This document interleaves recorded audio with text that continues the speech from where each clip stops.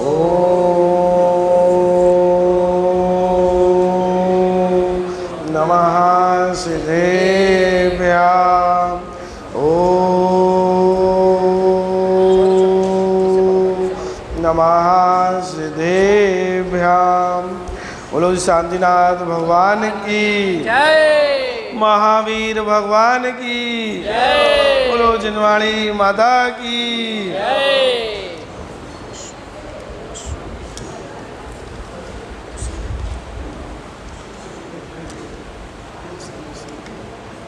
कौन सा नंबर है?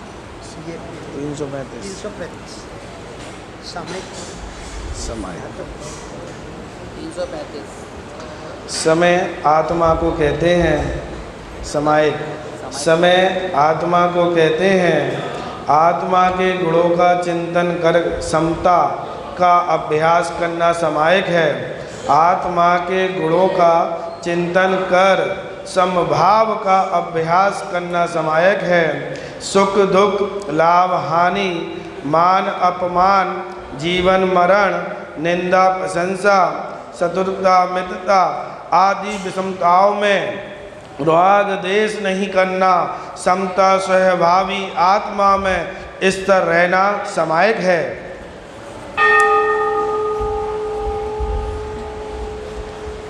श्रावक व साधु दोनों के द्वारा समायिक की जाती है। श्रावक की समायक नियत काल पर्यंत होती है। श्रावक की समायक नियत काल पर्यंत होती है और साधु का जीवन ही समता में होता है। फिर भी वह प्रतिदिन संध्या कालों में समायक करता है। साधुओं के लिए 6 आवश्यकों में समायक भी है। समायक मंदिर वन पर्वत उद्यान आदि ऐसे स्थान पर की जाती है जहाँ कोलाहल नहीं हो अर्थात शांत वातावरण हो और जहाँ पर अत्यधिक सर्दी गर्मी वर्षा का प्रकोप तथा मच्छर डांस बिच्छू आदि जन्य बाधाएं नहीं हो। यदि समायक के बीच में ऐसी कोई बाधा या अन्य प्रकार का उपसर्ग आ भी जावे तो उसे सहन करना होता है। समायक खड़े होकर या बैठकर पद्मासन में या सुखासन पूर्व अथवा उत्तर की ओर मुंह करके अथवा अपनी गोद में बाएं हाथ के ऊपर दाएं हाथ रखकर की जाती है। समायक के प्रारंभ व अंत में चारों दिशाओं में से प्रत्येक दिशा में उस दिशा संबंधित मुनिराज चैत्यालय आदि की वंदना करते हुए एक प्रणाम 3 आवर्त जोड़े हुए हाथों को बाईं ओर से दाहिनी ओर गोलाकार घुमाना और एक सिरोन्नति जोड़े हुए हाथों पर सिर रखकर झुकाना की जाती है। उसके बाद बैठकर या खड़े होकर कम से कम 2 घड़ी अर्थात 48 मिनट तक आत्मचिंतन आदि करते हैं। अंत में पुनः उपरोक्त अनुसार चारों दिशाओं में प्रणाम आवर्त व सिरोन्नति की जाती है। समायक के समय सभी प्रकार के परिग्रहों तथा विकल्पों से रहित होकर तत्वों 12 भावनाओं निज स्वरूप आदि का चिंतन किया जाता है। यह भी चिंतन किया जाता है कि संसार में दुख ही दुख है सुख नहीं है। कोई शरण नहीं है सभी क्षण भंगुर हैं और मोक्ष ही शरणभूत शुभ व सुख रूप है। जिनवाणी जिनविम पंच परमेष्टि तथा कृत्रिम आकृत्रिम चैत्यालय का भी ध्यान किया जाता है। समायक प्रतिदिन तीनों संध्या कालों सुबह दोपहर और साय में कम से कम 2 घड़ी अर्थात 48 मिनट और अधिकतम 6 घड़ी तक की जाती है। श्रावक को प्रतिदिन कम से कम 1 बार प्रातः समायक करनी चाहिए। यदि वह 2 प्रतिमाधारी है तो उसे दिन में 2 बार सुबह और साय और यदि वह 3 प्रतिमाधारी है तो उसे दिन में 3 बार सुबह दोपहर और साय करनी चाहिए। कारण कार्य के नियामक या साधकमतक हेतु को कारण कहते हैं। अर्थात जिसके होने पर ही कार्य होता है और ना होने पर नहीं होता है वह उसका कारण है।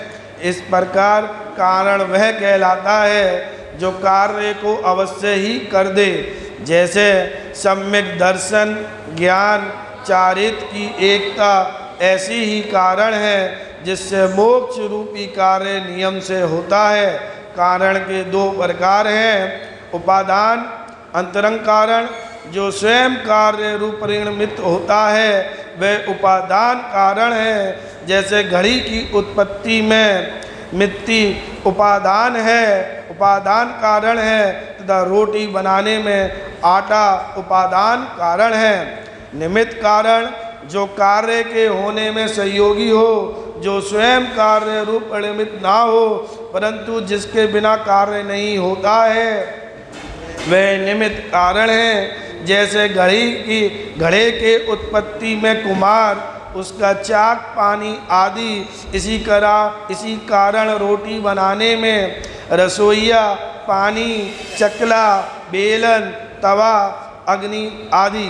निमित्त कारण के भी दो प्रकार का होता है, उदासीन निमित्त और प्रेरक निमित्त। अध्ययन करने में पुस्तक, प्रकाश आदि उदासीन निमित्त होते हैं और प्रेरक निमित्त अध्ययन करने में अध्यावय प्रेरक निमित्त है। प्रत्येक कार्य में उपादान और निमित्त दोनों का होना आवश्यक है। अतः कार्य की सिद्धि में किसी एक कारण को ही श्रेय न देकर उपादान और निमित्त दोनों कारणों का श्रेय होता है। यद्यपि उचित निमित्त के मिलने पर ही कार्य होता है, फिर भी उपादान की शक्ति ही प्रदान होती है। सम्यक दर्शन की प्राप्ति में उपादान कारण स्वयं आत्मा है और निमित्त कारण अनेक हैं। जैसे शुभ योग और मनुष्य की जगन्य आयु 8 वर्ष होना, शुभ लेस्या दर्शन, मोहिनीय कर्म का उपशम, 6 या 6 उपशम आदि निमित्त मिलने पर कार्य होता है। कभी कभी निमित्त मिलाए भी जाता है, अर्थात निमित्त मिलाने के लिए विशेष प्रयास किए जाते हैं। और भगवान महावीर की वाणी नहीं खिलने पर सौधर्म इंद्र ने इंद्रभूति गौतम गणधर को प्रयास करके लाकर निमित्त मिलाया था। तत्पश्चात ही भगवान की दिव्य ध्वनि खिली थी। लब्धि का अर्थ प्राप्ति होता है और सम्यक प्राप्त करने हेतु विशिष्ट योग्यताओं की आवश्यकता होती है। इन्हीं योग्यताओं की प्राप्ति को ही लब्धि कहते हैं। लब्धि 5 प्रकार की होती है, क्षयोपशम लब्धि, विशुद्धि लब्धि, देशना लब्धि, प्रयोग्य लब्धि, करण लब्धि।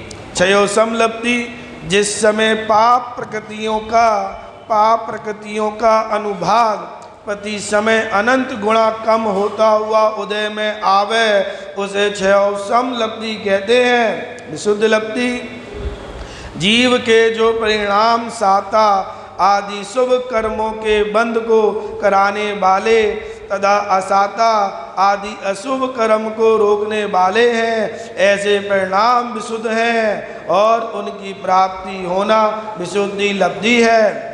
देशना लब्धि 6 द्रव्यों और 9 पदार्थों के उपदेश का नाम देशना है और देशना देने वाले आचार्य की प्राप्ति होना तथा उपदिष्ट के अर्थ के ग्रहण, धारण और विचारण की शक्ति की प्राप्ति होना देशना लब्धि है। प्रयोग्य लब्धि समस्त कर्मों की उत्कृष्ट स्थिति और पाप कर्मों के उत्कृष्ट अनुभाग को घात करके अंत कोड़ा कौड़ी स्थिति में और द्वि स्थानीय अनुभाग में कर देने को प्रयोग्य लब्धि कहते हैं। करण लब्धि जिन परिणामों के होने पर वह गुण नियम से प्राप्त होता है वह परिणाम करण कहलाते हैं और यह परिणाम 3 प्रकार के होते हैं, अंतःप्रवृत्तकरण, अपूर्वकरण, अनिवृत्तिकरण।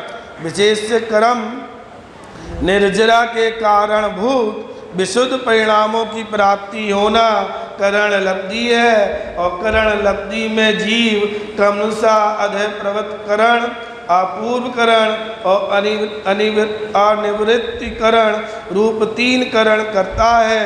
इन तीनों में उत्तरोत्तर विशुद्धि के कारण कर्मों की विशेष निर्जरा होती है। प्रथम चारों लब्धियाँ भव्य व अभव्य दोनों के होती हैं, परंतु 5वीं करण लब्धि केवल भव्यों के ही होती है। और करण लब्धि के बिना सम्यक दर्शन की उत्पत्ति नहीं होती है। बोलो शांतिनाथ भगवान की जय। बोलो जिनवाणी माता की जय। बोलो जैन धर्म की जय। जावाणी के ज्ञान से सूझे लोकालो।